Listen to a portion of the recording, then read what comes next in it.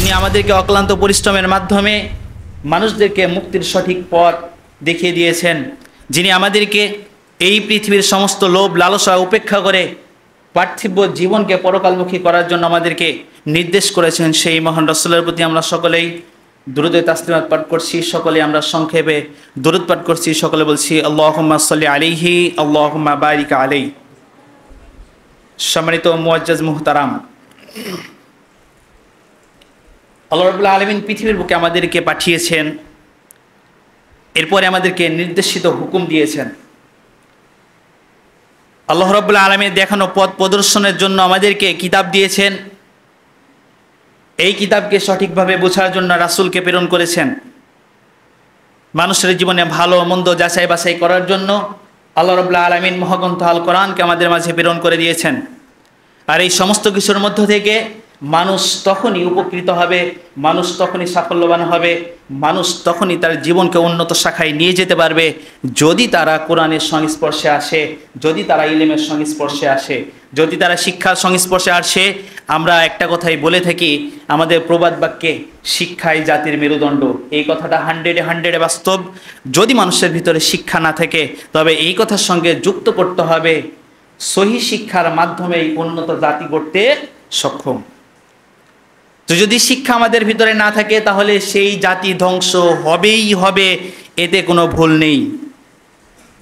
যদি সঠিক শিক্ষা আমাদের ভিতরে না থাকে, সঠিক ইলম যদি আমাদের ভিতরে না থাকে, তাহলে সেই জাতি মূর্খতা অর্জন করবেই করবে, সেই জাতি ধ্বংস হবেই হবে, এ কথাই সত্য। আল্লাহ তাআলার দেখানো পবিত্র মহাগ্রন্থ আল কোরআন যদি কেউ শিক্ষা না করে, যদি সেই নিয়ম অনুযায়ী যদি না চলে, রাসূলের দেখানো পথ অনুযায়ী যদি সে জীবন ধারণ না করে, তাহলে সেই মানুষ ধ্বংস হবেই হবে, এই কথাই সত্য। সম্মানিত উপস্থিতি, আমরা আজকের মূল আলোচনায় নিয়ে আসার পূর্বে এই আলোচনার বিষয়বস্তুটুকু আমাদের প্রত্যেকের স্মরণে রাখা উচিত। আজকের আলোচনার মূল বিষয় হচ্ছে ধ্বংস সেই জাতি যে জাতির ভিতরে শিক্ষায় ত্রুটি রয়েছে, যে জাতির ভিতরে শিক্ষায় ভুল রয়েছে। অতএব আজকের আলোচনার বিষয় হচ্ছে ভুল শিক্ষায় ধ্বংস জাতি। আপনাকে অধিক আগ্রহে জানাচ্ছি যে আজকের আলোচনাটা এতটাই গুরুত্বপূর্ণ, আপনার জীবন পরিবর্তনের ক্ষেত্রে হয়তোবা আজকের আলোচনায় আপনার জন্য গুরুত্বপূর্ণ হতে পারে। হয়তোবা আমরা বলতে পারি যে আজকের এই আলোচনাটুকু শুধুমাত্র যদি মনোযোগ সহকারে শ্রবণ করেন তাহলে আমরা আশাবাদী যে আপনি আপনার জীবনের সিদ্ধান্তকে পরিবর্তন করতে পারবেন। আমরা আশাবাদী যদি আজকের আলোচনাটুকু মনোযোগ সহকারে শ্রবণ করেন, পৃথিবীর যাবতীয় বিষয়গুলোকে যদি আজকের আলোচনার সাথে যদি তুলনা করেন, তাহলে আমরা আশাবাদী যে নিজেকে মুক্তিপ্রাপ্ত তৈরি করার জন্য যে পথের অনুসরণ করার দরকার, সেই পথের মধ্যে আমরা সেই পথের মুখে আমরা অভিমুখী হতে পারবো ইনশাআল্লাহ। তাই বলতে চাচ্ছি, এদিকে ওদিকে আমরা লক্ষ্য না করে গভীর মনোযোগ সহকারে শ্রবণ করুন এবং নিজের কাছে বিষয়গুলোকে অনুধাবন করুন। তাই বলতে চাচ্ছিলাম, সর্বপ্রথমে আল্লাহ রাব্বুল আলামিন তিনি বলছেন, শিক্ষা এমন একটা জিনিস, শিক্ষা এমন একটা বিষয় যা মানুষকে চরিত্রবান তৈরি করে, যা মানুষকে নৈতিকতা তৈরি করে, যা সমাজ এবং রাষ্ট্রকে নৈতিকতা শিখায়। জীবন তাগিদের ক্ষেত্রে যদি কোনো মানুষ কোরআন এবং হাদিসের বিপরীতে চলে যায় তাহলে সেই ব্যক্তি সব থেকে বিপদগামী। তাই আমাদেরকে শিক্ষাটা গ্রহণ করতে হবে, সহি শিক্ষাটা, কোরআন এবং হাদিসের শিক্ষাটা। আর যে শিক্ষাটা না থাকার কারণে আজকে আমরা প্রত্যেকেই যাবতীয় ক্ষেত্রে, বিভিন্ন ক্ষেত্রে আমাদের জীবন পরিচালনার ক্ষেত্রে আমরা নিজেদের জীবনকে ধ্বংসের অভিমুখে ঠেলে দিয়েছি। তাই নিজের জীবনকে ফিরে নিয়ে আসার জন্য আজকের আলোচনাটুকু আমাদের প্রত্যেকের জীবনের জন্য গুরুত্বপূর্ণ। সর্বপ্রথমে বলছিলাম, আল্লাহ রাব্বুল আলামিন তিনি বলছেন পবিত্র মহাগ্রন্থ আল কোরআন সূরাতুল আজ-জুমার 39 নম্বর সূরা 9 নম্বর আয়াতের ভিতরে আল্লাহ রাব্বুল আলামিন তিনি বলছেন, জ্ঞান হচ্ছে এমন একটা জিনিস যা জ্ঞান অর্জন করা আমাদের প্রত্যেকের জন্য ফরজ। এই জন্য যদি আমরা বলি, একটা হাদিসের দিকে লক্ষ্য করি, রাসূল সাল্লাল্লাহু আলাইহি ওয়াসাল্লাম তিনি বলছেন প্রত্যেকটি নরনারীর জন্য ইলমি শিক্ষা করা ফরজ। ইলমি শিক্ষা না থাকার কারণেই মানুষ যত বিপদগামী হয়ে থাকে। তাই আল্লাহ রাব্বুল আলামিন তিনি বলছেন সূরাতুল আজ-জুমার 39 নম্বর সূরা 9 নম্বর আয়াতে, কুল হাল ইয়াস্তাবিল্লাযীনা ইয়ালামুন ওয়াল্লাযীনা লা ইয়ালামুন। এবারে আমাদেরকে প্রশ্ন করে আল্লাহ রাব্বুল আলামিন তিনি বলছেন, হে রাসূল আপনি বলুন, কুল হাল ইয়াস্তাবিল্লাযীনা আ'লামু, যারা শিক্ষা অর্জন করেছে, যারা জ্ঞান অর্জন করেছে, যারা ইলম অর্জন করেছে, লা ইয়ালামুন, তারা আর যারা শিক্ষা অর্জন করেনি, তারা উভয়ে কি কখনো সমান হতে পারে? নিজের কাছে, বিবেকের কাছে জিজ্ঞাসা করে দেখুন। আল্লাহ রাব্বুল আলামিন নিজে বলছেন, কুল হাল ইয়াস্তাবিল্লাযীনা ইয়ালামুনা লা ইয়ালামুন, হে রাসূল আপনি বলুন, যারা শিক্ষা অর্জন করেছে অর্থাৎ যারা জ্ঞানী আর যারা জ্ঞানী নয়, তারা কি উভয়ে কখনোই সমান হতে পারে? এটা কখনোই সমান হতে পারে না। মানুষের ভিতরে নৈতিকতা তখনই তৈরি হবে যখনই তার ভিতরে শিক্ষাটা প্রবেশ করবে। মানুষের ভিতরে আচরণ তখনই পরিবর্তন হবে, খুলুকুল আহসান তখনই সৃষ্টি হবে যখনই তার ঈমানের সঙ্গে সঙ্গে যুক্ত হবে ইলমের বিষয়টা। যদি আপনার সঙ্গে ইলমটা না থাকে তাহলে খুলুকুল আহসান এটা কখনোই তো আমরা বুঝতে পারবো না যে আসলে খুলুকুল আহসানটা কি, সঠিক আচরণটা কি, ভালো আচরণটা কি, ভালো আমলটা কি, ভালো কর্মটা কি, সত্য কথা বলা কি, মিথ্যা কথা বলা কি, পাপাচার কাজ করা কি। তাই সমস্ত বিষয়কে বিবেচনায় নিয়ে আসার জন্য, সমস্ত বিষয়কে পার্থক্য করার জন্য সব থেকে বেশি প্রয়োজনীয় যে বিষয়টি সেটা হচ্ছে আপনার জন্য শিক্ষা অর্জন করা। তাই জাতি তখনই পথভ্রষ্ট হবে যদি ভুল শিক্ষা অর্জন করে, তখনই। তাই তো আল্লাহ রাব্বুল আলামিন তিনি বলছেন, যারা জানে আর যারা জানে না তারা কখনোই সমান হতে পারে না। সম্মানিত উপস্থিতি, তাই চিন্তা করে দেখুন, একজন জ্ঞানী ব্যক্তি আর যার ভিতরে জ্ঞান নেই, অর্থাৎ পৃথিবীর শুধুমাত্র জ্ঞান থাকলেই হবে না, কোরআন এবং সহিহ হাদিসের জ্ঞান আপনাকে থাকতে হবে। কোরআন হাদিসের যদি জ্ঞান না থাকে তাহলে সেই ব্যক্তিকে আমরা বিজ্ঞ হিসেবে, কখনোই আমরা জ্ঞানী হিসেবে ধরে নিতে পারবো না। সম্মানিত উপস্থিতি, তাই আল্লাহ রাব্বুল আলামিন তিনি বলছেন, জাতির ভিতরে যদি শিক্ষায় যদি ত্রুটি থাকে, যদি ভুল থাকে, তাহলে সেই জাতি ধ্বংস হবেই হবে, এই কথাই সত্য। সম্মানিত উপস্থিতি, তাই তো বলছিলাম আল্লাহ রাব্বুল আলামিন পরবর্তীতে তিনি বলছেন, যদি কোনো ব্যক্তি জ্ঞান অর্জন করে তাহলে তার উপকার কতটুকু। আমরা শুধুমাত্র শিক্ষা অর্জন করব, শিক্ষার উপকার দেখবো না, এই বিষয়টা হয় না। হাদিসে অনেক বিস্তারিত অনেক বর্ণনা রয়েছে, আমরা আজকে হাদিসের আলোচনা করলাম না। সংক্ষেপে শুধুমাত্র আমরা বলছিলাম, আল্লাহ রাব্বুল আলামিন তিনি বলছেন সূরাতুল মুজাদালা 58 নম্বর সূরা 11 নম্বর আয়াত, আল্লাহ রাব্বুল আলামিন তিনি বলছেন, ইয়ারিফুল্লাহুল্লাযী আমানু মিনকুম ওয়াল্লাযীনা উতুল ইলমি দারাজাত। আল্লাহ রাব্বুল আলামিন তিনি বলছেন, তোমাদের মধ্যে যারা ঈমান এনেছে, যারা জ্ঞান অর্জন করেছে, আর সেই ব্যক্তিগুলো কি করবে, আল্লাহ রাব্বুল আলামিন তাদেরকে মহাগুণে, তাদেরকে ব্যাপকভাবে অনেক বেশি করে তাদেরকে সম্মান বৃদ্ধি করে দিয়েছেন। সুবহানাল্লাহ বলবেন না? আমি আমার কথা বলছি না, আপনাদের এলাকায় কয়জন শিক্ষক রয়েছে দেখুন, আপনাদের এলাকায় কয়জন শিক্ষক রয়েছে দেখুন, তারা জাতির শিক্ষক, তারা জাতিকে শিক্ষা দেয়, আপনার ছেলে মেয়েকে শিক্ষা দেয়। আপনি তাকে সম্মানের চোখে দেখেন না? আপনি যে পরিবারে হন না কেন, উঁচু ফ্যামিলি হোক অথবা নিম্ন ফ্যামিলি হোক না কেন, আপনি আপনার ছেলের শিক্ষককে অবশ্যই আপনি সম্মান করেন। তো এই যে সম্মানের মাধ্যমটা কে তৈরি করেছে? একমাত্র আল্লাহ সুবহানাহু ওয়া তাআলা।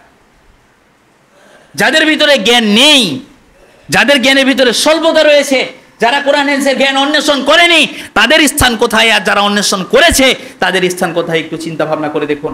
আল্লাহ রাব্বুল আলামিন তাই তো তিনি বলছেন সূরাতুল মুজাদালা 58 নম্বর সূরা 11 নম্বর আয়াতে তিনি বলছেন, ইয়ারিফুল্লাহুল্লাযী আমানু ইয়ারিফুল্লাহুল্লাযীনা আমানু ওয়াল্লাযীনা উতুল ইলমি দারাজাত। সেই সমস্ত ব্যক্তিকে আল্লাহ রাব্বুল আলামিন যারা শিক্ষা অর্জন করেছে তাদের সম্মানটা বহু গুণে উঁচু করে দিয়েছেন, বৃদ্ধি করে দিয়েছেন। সুবহানাল্লাহি বিহামদিহি সুবহানাল্লাহিল আযীম। সম্মানিত উপস্থিতি, তাই আপনি নিজেকে চিন্তা করে দেখুন, সেই শিক্ষকের সঙ্গে আপনি যদি আজকে শিক্ষা অর্জন করতে পারতেন, তাহলে হয়তোবা আপনাদের এলাকার ভিতরে যদি নামি দামি বড় কোনো যদি আলেম থাকতো, তাহলে আমি আব্দুল হামিদ এখানে দাঁড়ানোর সুযোগ পেতাম না। যদি আমার থেকে বড় কোনো আলেম এখানে থাকতো, তাহলে আমি এখানে দাঁড়ানোর সুযোগ পেতাম না। স্বেচ্ছায় আমি তাকে আমার জায়গাটা ছেড়ে দিতাম, শুধুমাত্র ইলেমের সম্মানের তাগিদে। আল্লাহ ওনাকে সম্মান দিয়েছে, আমি কেন সম্মান দেব না? আল্লাহু আকবার। আপনি যদি আজকে এখানে যদি শিক্ষার যোগ্যতা নিয়ে আসছেন, তাহলে আমি আব্দুর রহিম আপনাকে জায়গা ছেড়ে দিতাম। সম্মানটা কে দিয়েছেন? সম্মানটা আল্লাহ দিয়েছেন। আজকে আমি যতটা সম্মান পাই, আমি মনেও করি যে আমি এতটা সম্মান পাওয়ার যোগ্য নয়, শুধুমাত্র ইলমটা আমাকে সম্মান দিয়েছে। আমি ব্যক্তিগতভাবে কিছু নই, ব্যক্তিগতভাবে আমি কিচ্ছু নই, আমি শুধুমাত্র তুচ্ছ একটা মানুষ। আপনাদের শরীরেও হয়তো বা যতটুকু গোস্ত মাংস রয়েছে, আমার শরীরেও ততটুকু রয়েছে। আপনার শরীরেও যতটা হাড়ের জয়েন্ট রয়েছে, আমার শরীরেও ততটা হাড়ের জয়েন্ট রয়েছে। আপনারও একটা মাথা রয়েছে, আমার মাথা দুইটা নয়। আপনার দুইটা চোখ রয়েছে, আমার চোখ কিন্তু চারটা নয়। আল্লাহ রাব্বুল আলামিন শুধুমাত্র ইলমের মাধ্যমে সম্মানিত করেছেন। তাই বুঝতে হবে যে ইলম আপনাকে সম্মানিত করবে তখনই যদি আপনি ইলমকে অন্বেষণ করেন।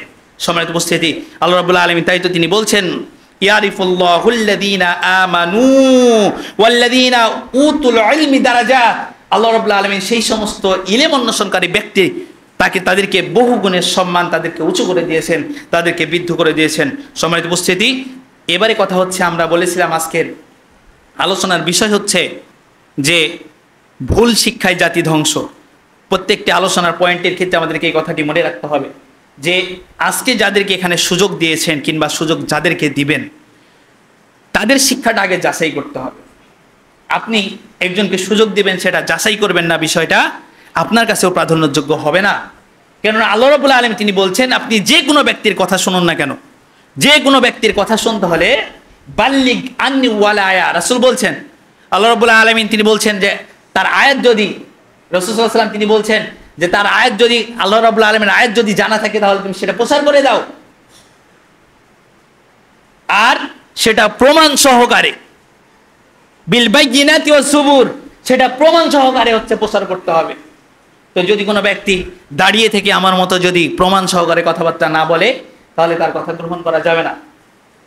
এখানে যে কোনো ব্যক্তিকে দাঁড়ানোর জন্য তার যোগ্যতাকে যাচাই করতে হবে। ইলমের যোগ্যতা যাচাই করা প্রত্যেকটি ব্যক্তির জন্য করণীয়। আপনি আপনার জীবনে আমল করবেন, আমলের পূর্বে সেই আমলটা সম্পর্কে আগে যাচাই করতে হবে, এটাই হচ্ছে মূল বিষয়।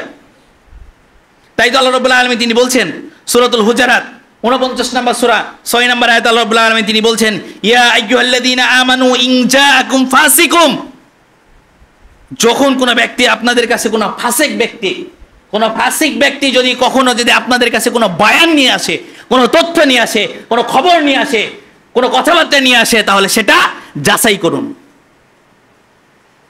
সূরাতুল হুজুরাত 49 নম্বর সূরা 6 নম্বর আয়াতে আল্লাহ রাব্বুল আলামিন নিজে বলছেন। আর যখন কোনো বিভিন্ন মাযহাবী মানুষের কাছে, আলেমের কাছে যদি যাওয়া যায়, তাহলে দলিলের কথা বললেই হুজুর খারাপ, ব্যক্তি খারাপ, দলিলের কথা বললেই মানুষ খারাপ। আমার জীবনের ঘটনা, এটা আপনাদের বলছি না।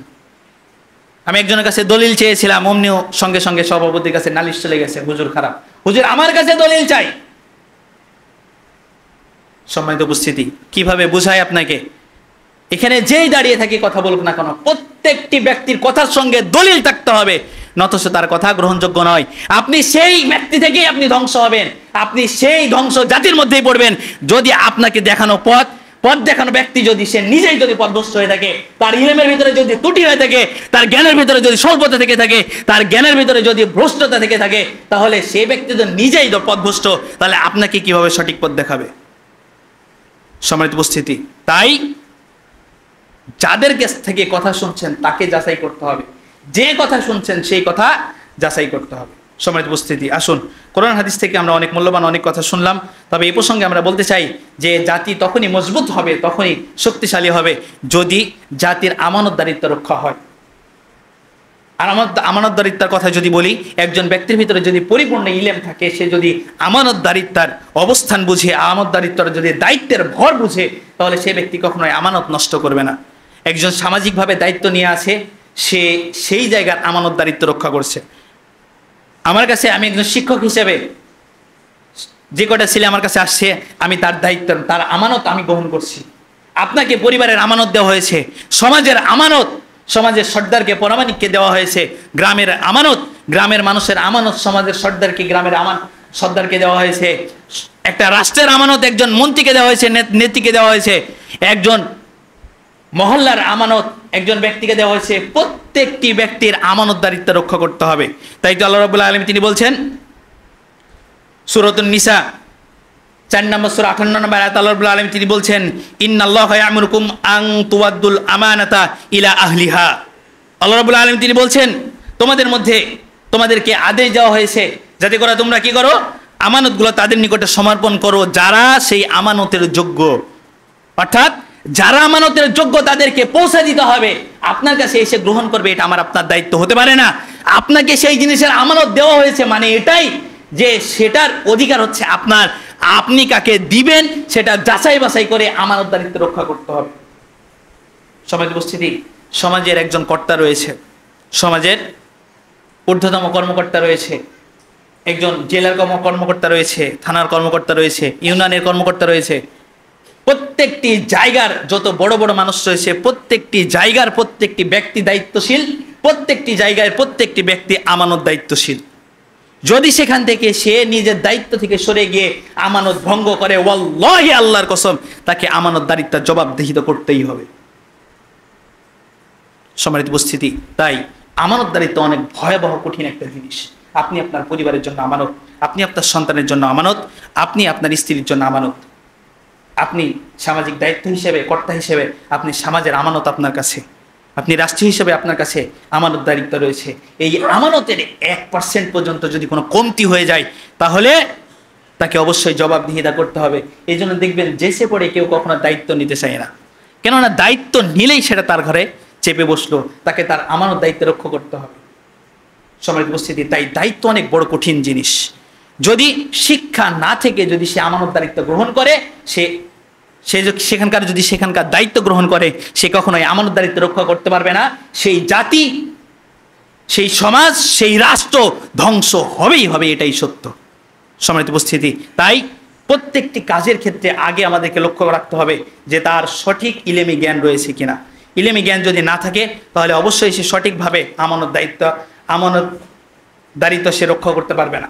সম্মানিত উপস্থিতি, একজন শিক্ষকই শুধুমাত্র বুঝে শিক্ষকের মর্যাদা কি, একজন জ্ঞানী ব্যক্তি বুঝে একজন জ্ঞানী ব্যক্তির মর্যাদা। কখনো কোনো মূর্খ মানুষ কোনো জ্ঞানী ব্যক্তির মর্যাদা বুঝতে পারবে না, তাকে মানও দিতে পারবে না, তার মর্যাদা বুঝতে পারবে না। সম্মানিত উপস্থিতি, আসুন, এতক্ষণ ধরে আমরা অনেক কথা বলছিলাম আমাদের আমানতদারিত্বের ক্ষেত্রে কোরআন থেকে আমরা যে বর্ণনাগুলো পেয়েছি, এই যাবৎ পর্যন্ত সমস্ত কিছু আমরা কোরআন থেকে বর্ণনা করেছি। পক্ষান্তরে বলছিলাম এই আমানত দায়িত্ব রক্ষা করার জন্য সর্বপ্রথম আমাদেরকে জ্ঞানকে পরিশুদ্ধ করতে হবে, আমাদের শিক্ষাকে পরিশুদ্ধ করতে হবে, আমাদের জানা বিষয়গুলোকে সেটাকে সঠিক বিষয়ের উপরে নিয়ে আসতে হবে। আপনি যে আমলটা করছেন সেই আমলের ভিতরে যদি ত্রুটি থাকে, সেই আমলের ভিতরে যদি ত্রুটি থাকে সেই আমল গ্রহণযোগ্য নয়। আপনি যখন অজু করবেন অজুর ভিতরে যদি ত্রুটি থাকে তাহলে সেই অজু গ্রহণযোগ্য নয়। আপনি যখন সালাত আদায় করবেন সালাতের ভিতরে যদি ত্রুটি থাকে সেই সালাত গ্রহণযোগ্য নয়।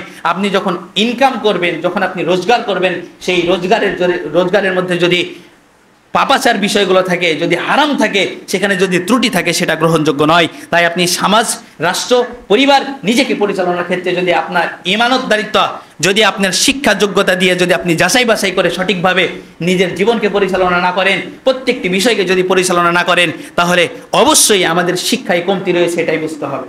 সম্মানিত উপস্থিতি, তাই আল্লাহ রাব্বুল আলামিনের কাছে আমাদেরকে প্রত্যেকটি বিষয় সঠিকভাবে দায়িত্বশীল, সঠিকভাবে আদায় করার জন্য, প্রদান করার জন্য মানুষদেরকে আল্লাহ তাআলার কাছে আগে সূক্ষ্ম জ্ঞান আমাদেরকে চাইতে হবে। কেননা যদি আমাদের শিক্ষায় যদি ত্রুটি থাকে তাহলে অবশ্যই আমলে ত্রুটি হবে। তাই আমাদের আগে জ্ঞানটা অর্জন করতে হবে সূক্ষ্মভাবে। এই জন্য আমাদের কাছে আল্লাহ রাব্বুল আলামিনের কাছে বেশি বেশি করে আমাদের জ্ঞান বৃদ্ধি চাইতে হবে।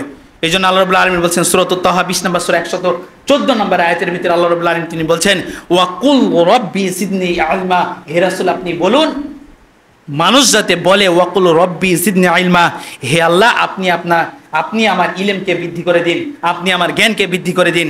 আর এই জ্ঞান যখন আপনার বৃদ্ধি হবে তখনই সেটার ভিতরে আপনি সঠিক বিষয়টা যাচাই বাছাই করতে পারবেন। সঠিক বিষয়টা জানার পরে আপনি সেটাকে সঠিকভাবে আপনার জীবনে লালন পালন করতে পারবেন, আপনি সঠিকভাবে আমানতদারিত্ব রক্ষা করতে পারবেন। সম্মানিত উপস্থিতি, তাই প্রত্যেকটি জীবনের প্রত্যেকটি পদক্ষেপের ক্ষেত্রে সবথেকে গুরুতর বিষয় হচ্ছে সঠিক শিক্ষাটাকে অর্জন করা। সম্মানিত উপস্থিতি, আসুন, এর ভয়াবহতা সম্পর্কে অনেক বিস্তারিত আলোচনা রয়েছে, আমরা সময় পাবো না, সংক্ষেপে টাচ দিয়ে চলে যাবো ইনশাআল্লাহ। আমরা বলছিলাম হাদিস থেকে যে বর্ণনা করা হয়েছে, রাসূল সাল্লাল্লাহু আলাইহি ওয়াসাল্লাম তিনি বলছেন, সহিহ বুখারী কিতাবুল ইলমের ভিতরে এসেছে, আল্লাহ রাসূল সাল্লাল্লাহু আলাইহি ওয়াসাল্লাম তিনি বলেন, আল্লাহ রাব্বুল আলামিন যে ব্যক্তির কল্যাণ চান, আল্লাহ রাব্বুল আলামিন, ভালো করে বুঝুন, আল্লাহ রাব্বুল আলামিন যে ব্যক্তির কল্যাণ চান সেই ব্যক্তিকে ইলম দান করেন। আবার বুঝুন, আল্লাহ রাব্বুল আলামিন যে ব্যক্তির কল্যাণ চান সেই ব্যক্তিকে আল্লাহ রাব্বুল আলামিন দ্বীনের গভীর জ্ঞান দান করেন। এখন আপনি চিন্তা করে দেখুন যে আপনি আল্লাহ তাআলার কল্যাণের দিকে, দ্বীনের গভীর জ্ঞানের দিকে আপনি রয়েছেন কিনা। যদি দ্বীনের গভীর জ্ঞানের ভিতরে যদি আপনি থাকতে পারেন তাহলে অবশ্যই আপনি আল্লাহ তাআলার কল্যাণের দিকে রয়েছেন। বুখারী শরীফের মধ্যে এসেছে কিতাবুল ইলমের ভিতরে আল্লাহ সাল্লাল্লাহু আলাইহি ওয়াসাল্লাম তিনি বলছেন, আল্লাহ রাব্বুল আলামিন যার কল্যাণ চান তাকে দ্বীনের গভীর জ্ঞান দান করেন। তাহলে যে ব্যক্তি কল্যাণ পেয়েছে সে ব্যক্তি দ্বীনের গভীর জ্ঞান তার ভিতরে প্রবেশ করেছে। এখন আপনি আপনার জীবন পরিচালনার ক্ষেত্রে যাবতীয় বিষয়ের ক্ষেত্রে আপনি লক্ষ্য করে দেখুন, ইলেমের সঠিক দেখানো পথের সঙ্গে আপনি নিজের জীবনকে পরিচালিত করতে পারছেন কিনা। যদি ইলেমের সাথে যদি আপনি ইসলামী শিক্ষার সাথে যদি আপনি নিজের জীবনকে পরিচালনা করতে পারেন, তাহলে অবশ্যই বুঝতে হবে যে আপনার ভিতরে ইলেমের সঠিক জ্ঞান গভীরতা আল্লাহ রাব্বুল আলামিন প্রবেশ করিয়েছেন। সম্মানিত উপস্থিতি, 2 নম্বর বিষয় বলছিলাম, 2 নম্বর হাদিস, বুখারী শরীফের 100 নম্বর হাদিস। রাসূল সাল্লাল্লাহু আলাইহি ওয়াসাল্লাম তিনি বলছেন, পৃথিবীর মধ্যে থেকে আল্লাহ রাব্বুল আলামিন জ্ঞানকে উঠিয়ে নেন না, সরাসরি কোনো জ্ঞানকে তুলে নেওয়া হয় না। তিনি কি করেন?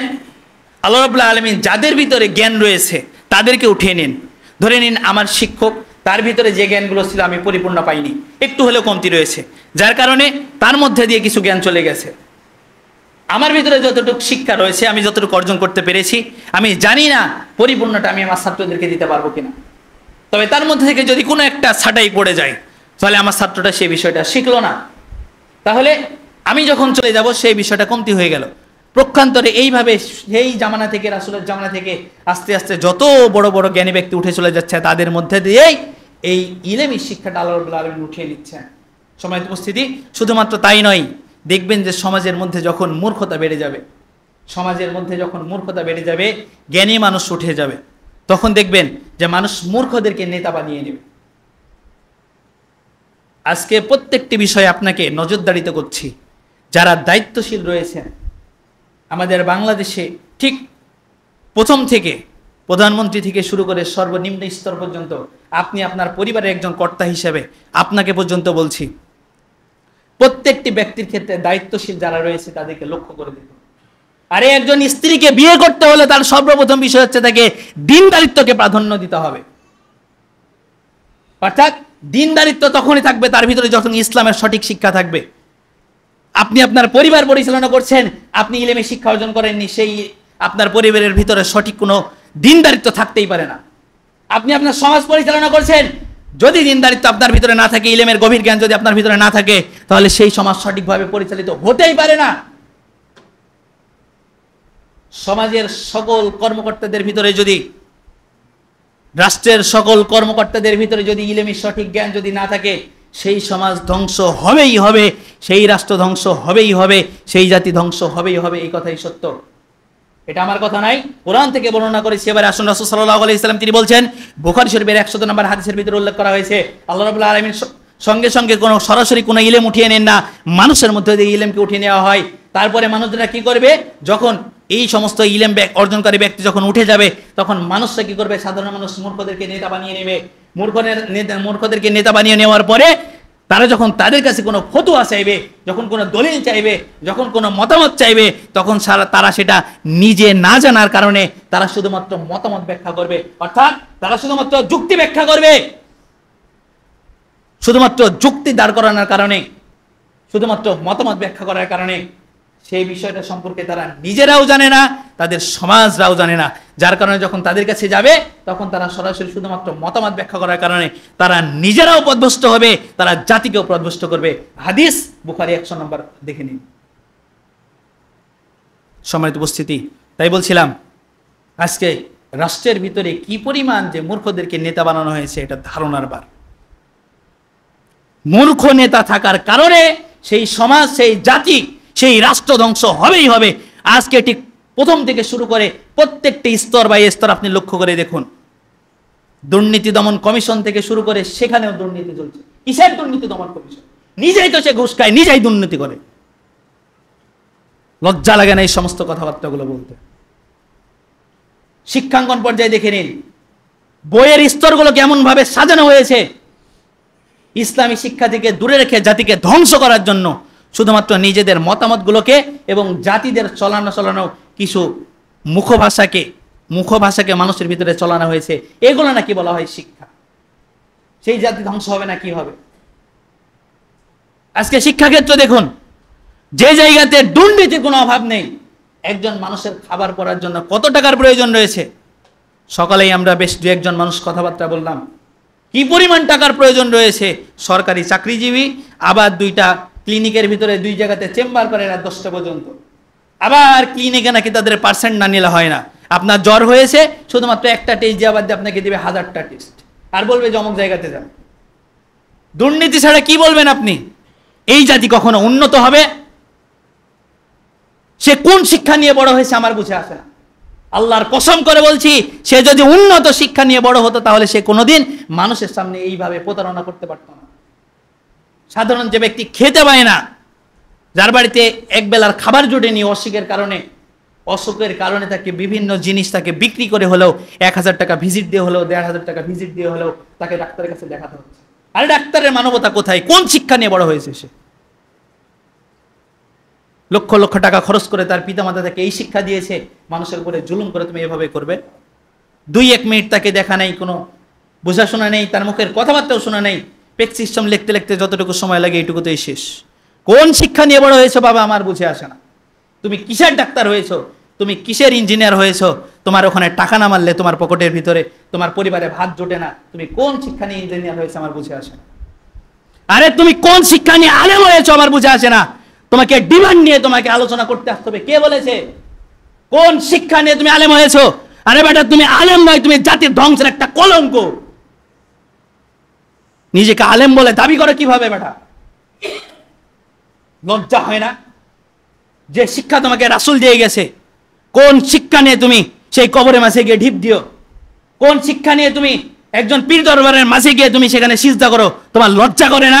যেখানে পৃথিবীর মধ্যে সব থেকে জ্ঞানী ব্যক্তি, পৃথিবীর মধ্যে সব থেকে চৌদ্দশীল ব্যক্তি, পৃথিবীর মধ্যে সব থেকে ভালো ব্যক্তি যদি থাকে তাহলে শ্রেষ্ঠ নবী হযরত মুহাম্মদ রাসূলুল্লাহ সাল্লাল্লাহু আলাইহি সাল্লাম। ইনার উপরে কেউ রয়েছে? বলতে পারেন যে কোন একজন ব্যক্তি তার কাছে কবরের কাছে গিয়ে ঢিপ দিয়েছে?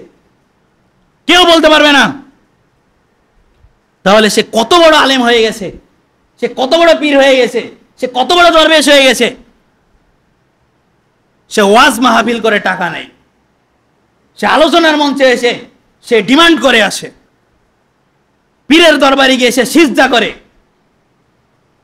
যদি কোনো ওলিয়াউলারা যদি হাত না ধরা হয়, তাদের যদি দরবেশের যদি রাস্তা না দেখা হয়, তাহলে সে বলে জান্নাত প্রাপ্ত হবে। নাউজুবিল্লাহ। লজ্জা করে না? কোন শিক্ষা নিয়ে? আরে সেই জাতি ধ্বংস হবেই হবে। যে আলেমের ভিতরে ত্রুটি রয়েছে সেই জাতি ধ্বংস হবেই হবে।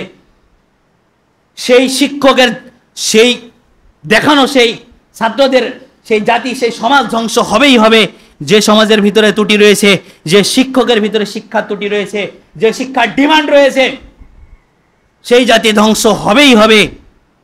যে জাতির ভিতরে সমাজের ভিতরে তাদের চিকিৎসা ক্ষেত্রের ভিতরে তাদের দুর্নীতি দমন কমিশনের ভিতরে এই দুর্নীতি রয়েছে, সেখানে ত্রুটি রয়েছে, ইলমে শিক্ষাতে তাদের ত্রুটি রয়েছে, যার কারণে সেই জাতি ধ্বংস হবেই হবে। আপনি কখনো বিবেচনা করে দেখেছেন জাতি কেন আজকে এত মূর্খতার জগতে? চলুন হাদিস নিয়ে আর আলোচনা করছিলাম, বেশ কিছু কুফল আপনাদের মাঝে আজকে বলে আজকের আলোচনা ইতি টানবো ইনশাআল্লাহ। হাদিস অনেক ধরেছিলাম কিন্তু আজকের হাদিস নিয়ে আলোচনা করা সম্ভব না। বেশ কয়েকটা কুফল শুধুমাত্র আজকে বলে আজকের আলোচনা ইতি টানবো। 1 নাম্বার বিষয় বলছিলাম, ব্যক্তিগত ক্ষেত্রে আপনার এই কি ভয়াবহতা অর্জন করতে পারে। কোনো ব্যক্তি যদি সুশিক্ষা অর্জন না করে, সেই ব্যক্তি দুশ্চরিত্রবান হবেই, এটাতে কোনো দ্বিমত নেই। সে ব্যক্তি কখনোই চরিত্রবান হতে পারবে না, সে ব্যক্তি দুশ্চরিত্রবান হবে। শুধুমাত্র এটাই নয়, যদি আপনি নকল করে পাস করেন, যদি আপনি ভেজাল সার্টিফিকেট নিয়ে যদি আপনি কর্মদক্ষতার ক্ষেত্রে যান, তাহলে কি আপনি মনে করছেন যে আপনার কর্মটা সঠিকভাবে হবে? আরে সে তো টাকা দিয়ে সার্টিফিকেট কিনেছে, টাকা দিয়ে সে চাকরি নিয়েছে, টাকা দিয়ে সার্টিফিকেট কিনেছে, টাকা দিয়ে চাকরি নিয়েছে। একজন ইঞ্জিনিয়ারকে যদি বলা হয় যে অমুক মেশিনটা ঠিক করে দেন, তার দ্বারা সম্ভব হবে? আরে বেটা, সে তো নিয়েছে নিজেই টাকা দিয়ে সার্টিফিকেট, টাকা দিয়ে চাকরি, সে ইঞ্জিন কিভাবে ঠিক করবে? ওই কর্মক্ষেত্রটা, পুরো কর্মক্ষেত্রটা নষ্ট হয়ে যাবে। দুশ্চরিত্রবান যদি কোনো সমাজের যদি ব্যক্তি থাকে, সেই সমাজ দুশ্চরিত্র তৈরি হবে। একজনের মাধ্যমে আরেকজন, আরেকজনের মাধ্যমে আরেকজন, ঠিক এইভাবে তৈরি হতেই থাকবে। শুধুমাত্র এগুলোই নয়, যখনই মানুষ এগুলো করতে থাকবে, ব্যক্তিগত ত্রুটি যদি থাকে, যদি ইলমে শিক্ষা না থাকে, তাহলে সেই মানুষ হালাল হারাম গুলিয়ে ফেলবে। মনে করবে যে আসলে দোয়া তো করছি, এটা তো ভালোই মনে হয়, ভালোই। বিভিন্ন কাজ নিয়ে সে চিন্তা ভাবনা করবে যে সুদ তো খেলাম, আজকে খেলাম আর কালকে খাবো না, তো সুদের টাকা নিয়ে তো আমি দান করে দিচ্ছি, আমি এই টাকা তো খাই না, মনে হয় এটা ভালোই হবে। কি দিয়ে বুঝাবো আপনাকে? আমারই বুঝে আসে না। তাই তো বলছিলাম ব্যক্তিগত যে সকল ইলমের ত্রুটিগুলো রয়েছে, যার কারণে হালাল হারাম সে গুলিয়ে ফেলবে, মনে করবে যে এটা দিয়ে আমার তো নেকি হচ্ছে, এটা দিয়ে সে মনে করবে যে নেকি হচ্ছে। এ ধরনের বিভিন্ন কর্মক্ষেত্র তারা পরিচালনা করতে থাকবে, হালাল হারামকে গুলিয়ে ফেলবে, যার কারণে তারা পথভ্রষ্ট হয়ে যাবে সম্মানিত উপস্থিতি।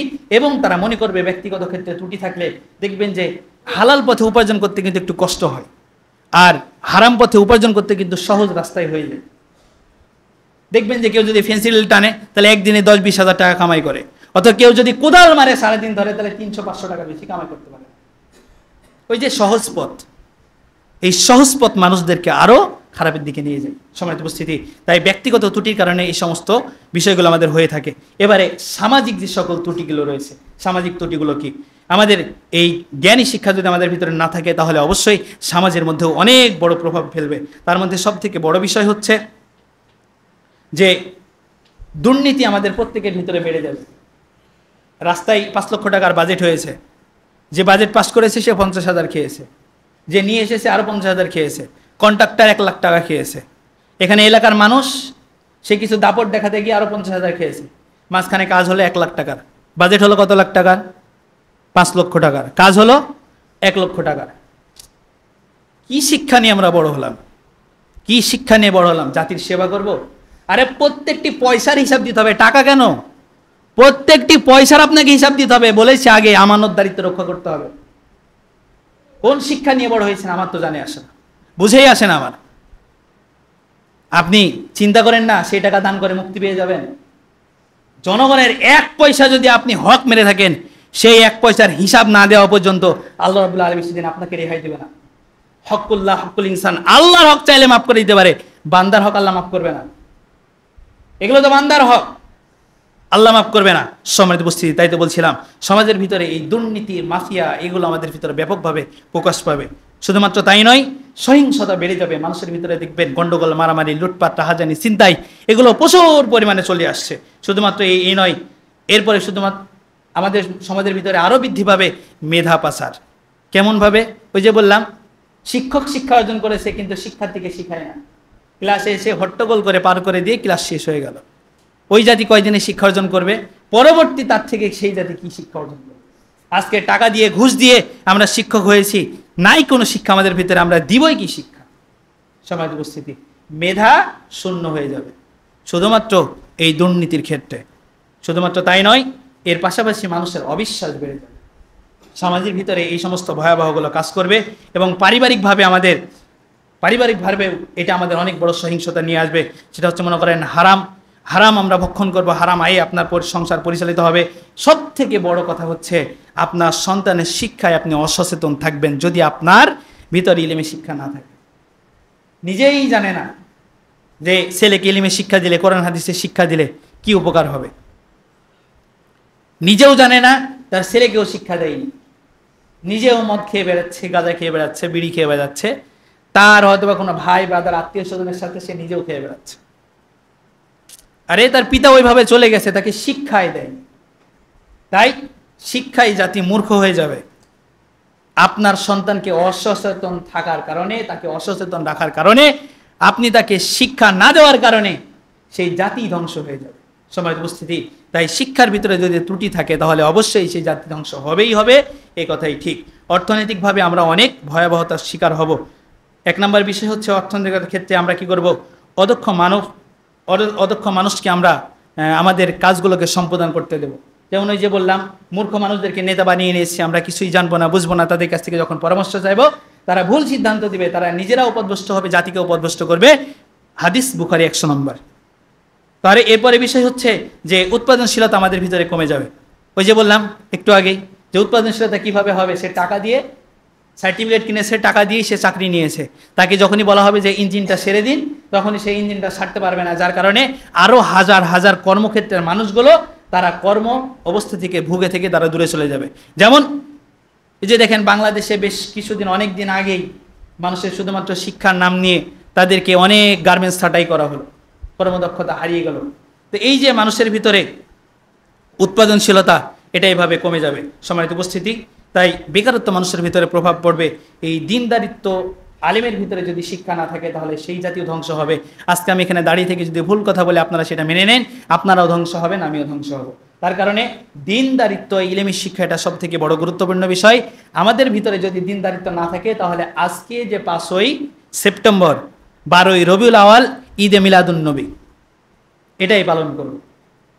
দেখেন আজকে সারা বাংলাদেশে প্রত্যেকটি প্রতিষ্ঠান ছুটি হয়ে গেছে। আজকে যদি শুক্রবার না হতো তাহলে ছুটি থাকতো। কেন?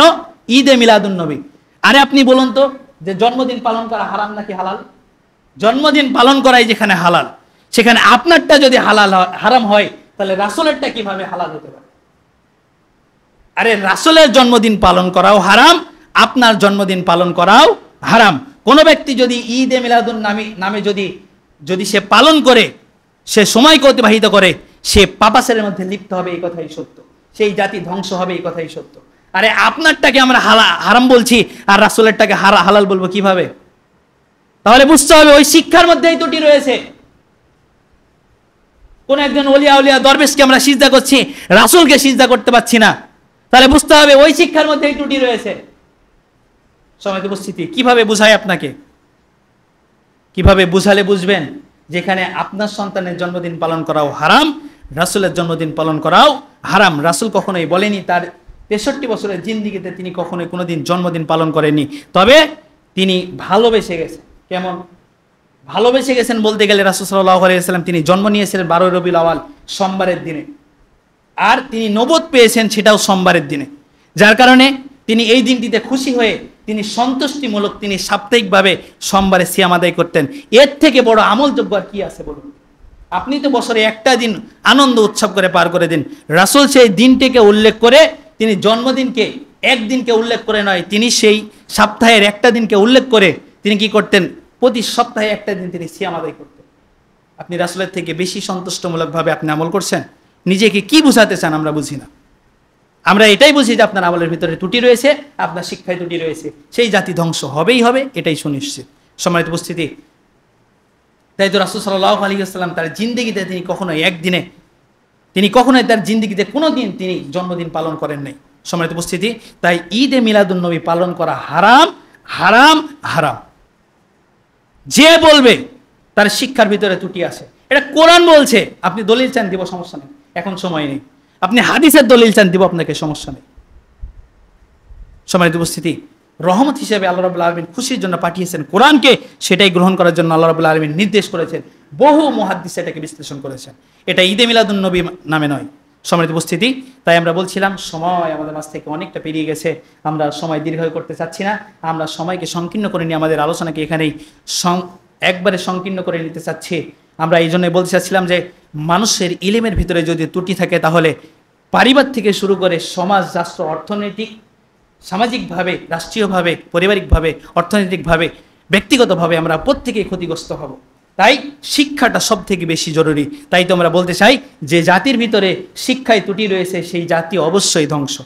আল্লাহ রাব্বুল আলামিন আমাদের এই ধ্বংসের মুখ থেকে ফিরিয়ে নিয়ে এসে আমাদেরকে শিক্ষার প্রতি তাগিদ দিয়ে আমাদের নিজেদের জীবনকে সঠিকভাবে পরিচালনা করার জন্য, ইলমের শিক্ষার প্রতি, কোরআন এবং হাদিসের সঠিক বিষয়ের প্রতি শিক্ষা অর্জন করার, আমাদের নিজেদের জীবনকে ইসলামী শিক্ষা অনুযায়ী আমাদের জীবনকে পরিচালনা করার, সমাজকে পরিচালনা করার, রাষ্ট্রকে পরিচালনা করার, আমাদের নিজেদের ব্যক্তিগতভাবে নিজেদের জীবনকে পরিচালনা করার তৌফিক দান করুন। সকলে বলছি আল্লাহুম্মা আমিন। আজকের মতো এখানে এই দোয়া, এই দাওয়া, এই দাবি রেখে আজকের মতো এখানে কথা শেষ করছি। ওমা আলাইনা বালাগ। আসসালামু আলাইকুম ওয়া রাহমাতুল্লাহি ওয়া বারাকাতুহু।